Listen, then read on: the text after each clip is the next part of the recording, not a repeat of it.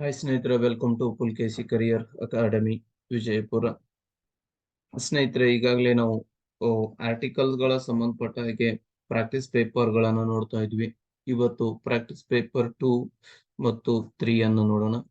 ಯಾವ ರೀತಿ ಪ್ರಶ್ನೆಗಳು ಇವತ್ತಿನ ಈ ಒಂದು ವಿಡಿಯೋ ಕ್ಲಾಸ್ ನಲ್ಲಿ ನಾವು ತಗೊಂಡ್ ಬಂದಿದ್ದೀನಿ ಅಂತಂದ್ರೆ ನೋಡಿ. Dash black and dash white horse is mine.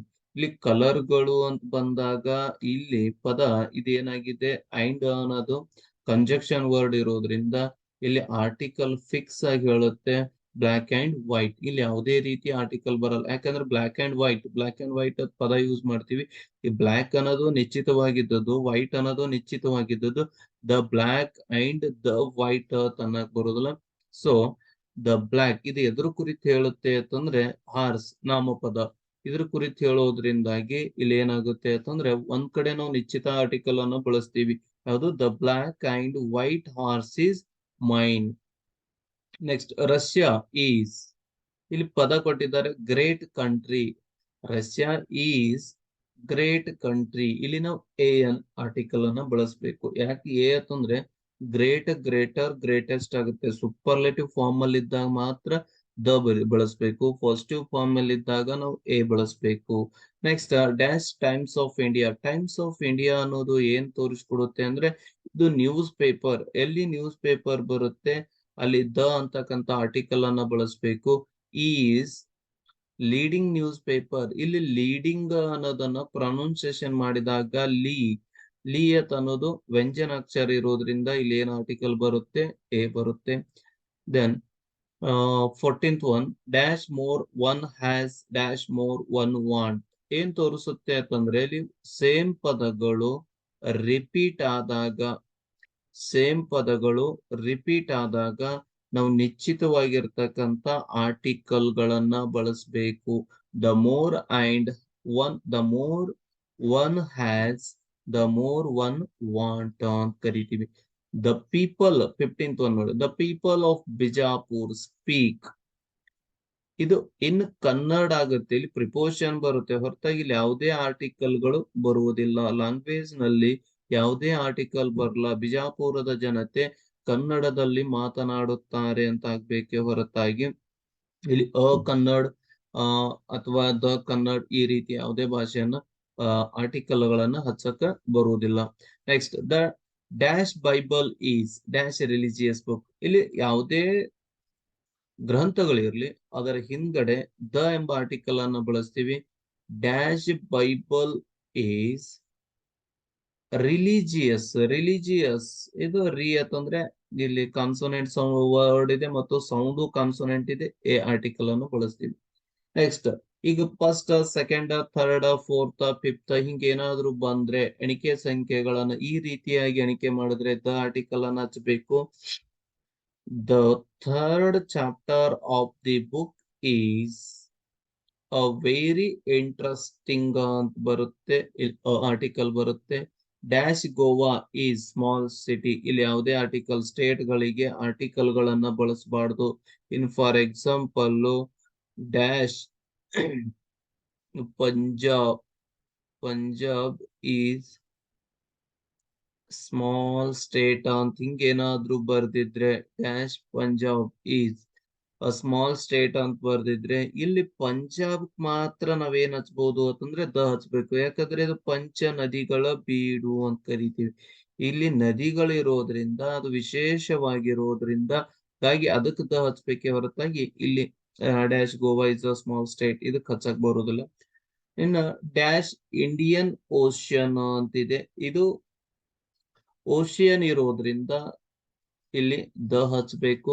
ನದಿ, ಸಮುದ್ರ, ಸಾಗರಗಳ ಹಿಂಭಾಗದೊಳಗಡೆ ದ ಆರ್ಟಿಕಲ್ ಅನ್ನ ಹಚ್ಬೇಕು. ಇಲ್ಲಿ ನೋಡಿ, ಡೀಪೆಸ್ಟ್ ಓಷನ್, ಇಲ್ಲಿ EST ಬಂದಿದೆ. ಸೂಪರ್ಲೇಟಿವ್ ಡೀಪ್, ಡೀಪರ್, ಡೀಪೆಸ್ಟ್ ಆಗುತ್ತೆ. ಸೂಪರ್ಲೇಟಿವ್ ಫಾರ್ಮ್ ಅಲ್ಲಿ ಇರೋದ್ರಿಂದ ಇದಕ್ಕೂ ದ ಆರ್ಟಿಕಲ್ ಅನ್ನ ಹಚ್ಬೇಕು. Next, dash English. ನಾನು ಈಗಾಗಲೇ ಹೇಳಿದ ಹಾಗೆ ಡ್ಯಾಶ್ ಇಂಗ್ಲಿಷ್ ಲ್ಯಾಂಗ್ವೇಜ್ ಗಳಿಗೆ ಯಾವುದೇ ಆರ್ಟಿಕಲ್ ಗಳು ಬರಲ್ಲ. Is an international. ಇಲ್ಲಿ ಪ್ರೊನೌನ್ಸಿಯೇಷನ್ ನೋಡಿ, ಸ್ವರ ಇದೆ ಐ ಅನ್ನೋದು ಮತ್ತು ಪ್ರೊನೌನ್ಸಿಯೇಷನ್ ಸಹಿತ ಸ್ವರದಲ್ಲೇ ಬರುತ್ತೆ. ಅದಕ್ಕೆ English is an international language ಆಗುತ್ತೆ. ಇಲ್ಲಿ ಡ್ಯಾಶ್ ಇಂಗ್ಲಿಷ್ ಅಂದ್ರೆ ಅಲ್ಲಿ ಯಾವುದೇ ಆರ್ಟಿಕಲ್ಗಳು ಬರೋದಿಲ್ಲ, but English is an international language ಅಂತ ಕರಿಬಹುದು. ನೆಕ್ಸ್ಟ್ ಸ್ನೇಹಿತರೆ, ಇಲ್ಲಿ dash rice is dash favourite food of Biharis ಅಂತಿದೆ. ರೈಸ್ ಅನ್ನೋದು ಅನ್ಕೌಂಟೇಬಲ್ ಆಗಿರೋದ್ರಿಂದ, ಎಣಿಸಲು ಸಾಧ್ಯವಿಲ್ಲದೆ ಇರೋದ್ರಿಂದ ಇಲ್ಲಿ ಯಾವುದೇ ಆರ್ಟಿಕಲ್ ಗಳನ್ನ ಬಳಸಲು ಸಾಧ್ಯವಿಲ್ಲ. ನೆಕ್ಸ್ಟ್ ಇಲ್ಲಿ ರೈಸ್ ಈಸ್ ಇದು ನೌನ್ ಆಗಿ ವರ್ತನೆ ಆಗುತ್ತೆ. ಇಲ್ಲಿ ಫುಡ್ ಅಂತ ಬಂದಿದೆ, ಇದು ನಿಶ್ಚಿತವಾಗಿರೋದ್ರಿಂದ the food of the Bihari ಜನತೆ. ಬಿಹಾರೀಸ್ ಅಂತಂದ್ರೆ ನಾವಿಲ್ಲಿ ಬಿಹಾರ್ ಅಂದ್ರೆ ಯಾವುದೇ ಆರ್ಟಿಕಲ್ ಬರಲ್ಲ, ಬಿಹಾರೀಸ್ ಅಂದ್ರೆ ಇಲ್ಲಿ ಜನರು ಬರೋದ್ರಿಂದ ಇಲ್ಲಿ ಆರ್ಟಿಕಲ್ ಬರುತ್ತೆ.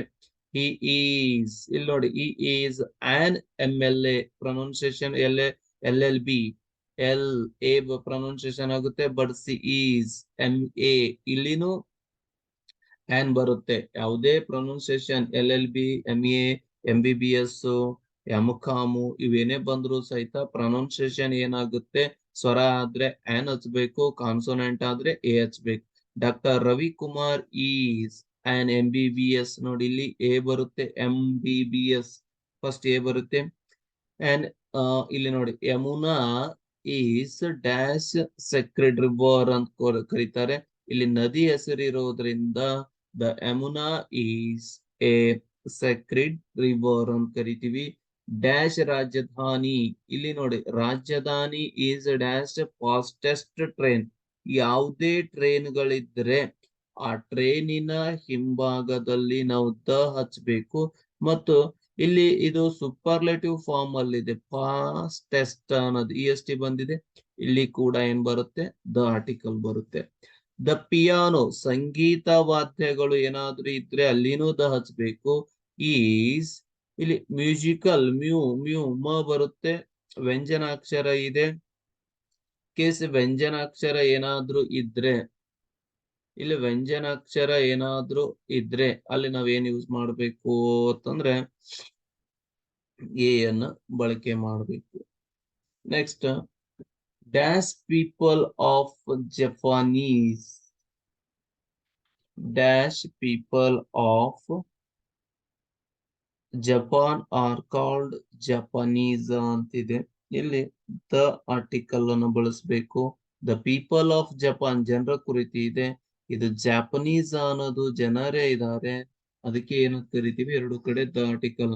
C was an Italian singer, I want to buy X-ray I want to buy an X-ray plant ಅಂತೇಳಿ ಕರಿತೀವಿ.